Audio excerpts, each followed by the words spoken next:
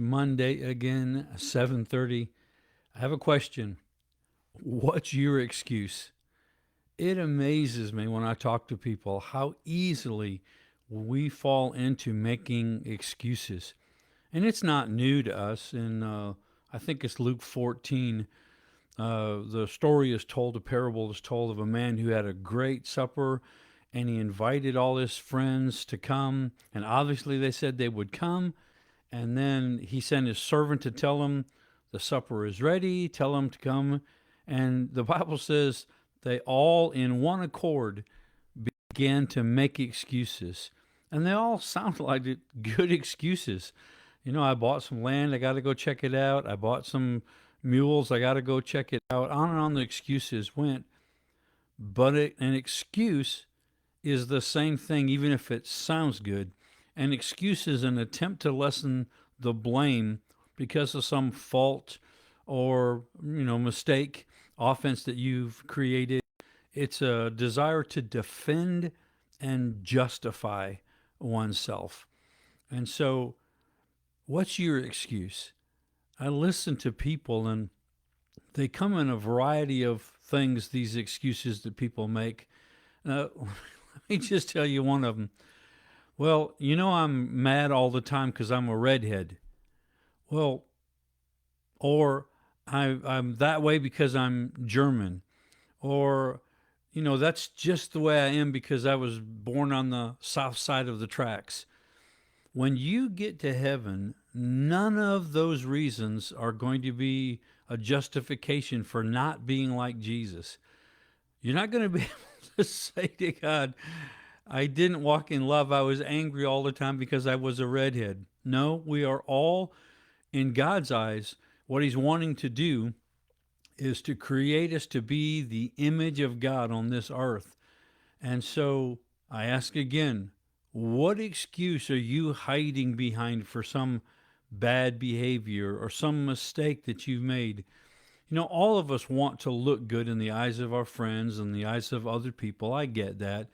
But one of the best ways you can actually look good in the eyes of people is to be honest and to be upfront and to take ownership for mistakes that you made. Now, I got jumped out again this week over something I had nothing to do with, but I was blamed because of some comment I made. They immediately connected me to a problem they had in their life with us as a church, a whole church. And so, if I was to blame, if it was my fault, one of the things I've learned to do is just go, it was my fault. I messed up. What can I do to fix it? And most of the time people are just blown away that I would take responsibility and admit I made a mistake. Sometimes it doesn't matter that I admitted and confessed it was my fault. They're just going to be mad and there's nothing I can do to fix it because they've justified their bad attitude with the excuse I wouldn't be this mad if it wasn't for something he did.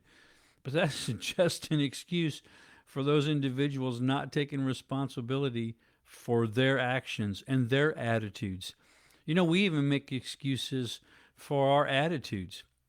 And so excuses, again, are an attempt to lessen blame, to get it off my back. It's that woman you gave me. It started with Adam. I mean, God comes to Adam and asked him where he was, and of course he's hiding in a bush and he's naked, and God starts talking to him, and Adam says, in essence, I wouldn't have done this if it hadn't been for that woman that you gave me. Not only did he blame the woman, he went one step farther. He actually blamed God. It's your fault because if you hadn't given her to me, I wouldn't be in this pickle. So excuses start way back in the garden. They've followed all the way through to today. And excuses, again, come easy, but they shouldn't.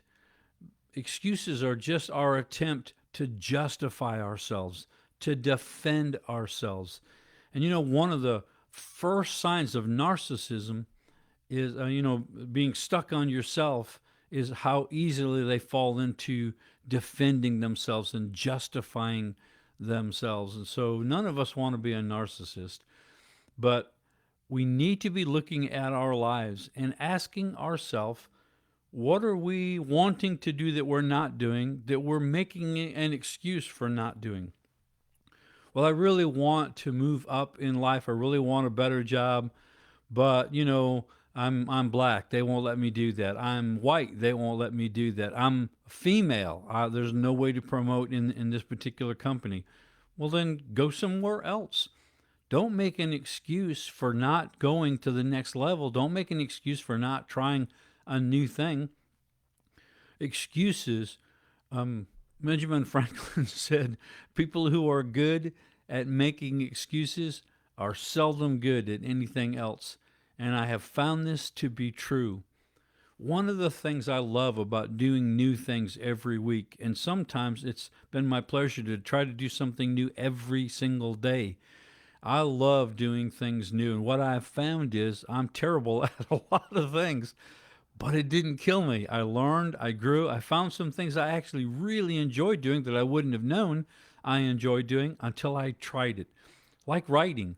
I hated writing in school, and my family never heard from me because I never wrote letters. But now I love writing. I can't imagine not writing. But I had to try it. I had to do it one time and realize, wow, that was actually enjoyable. And now my books are changing lives all over the place. And so, what excuse do you have for not writing a book? What excuse do you have for not singing that song or writing that song? What excuse has the enemy put in your heart for not going that next step, trying that new thing? I really, really encourage you. There's just a couple things that keep so many people from a wonderful life that God has in store for them. But one of the main things that the enemy uses is an excuse. And they feel justified by the excuse. But so did the people who were talked about buying the land or the horses or donkeys that they bought. The Bible says that man who invited them to that dinner was angry and went and invited a whole bunch of other people to come. He said, those people that I invited first, they won't even get a nibble out of this meal that I have made. We miss out on the Lord's supply, the great gift that God has for us when we make excuses for not going to school and getting the education we need to go where we want to go and do what we want to do. We miss out when we make an excuse of being black or white or Hispanic or young or old or female or it's just on and on the excuses go. So my question again, what's your excuse? Pay attention to the things that you say today.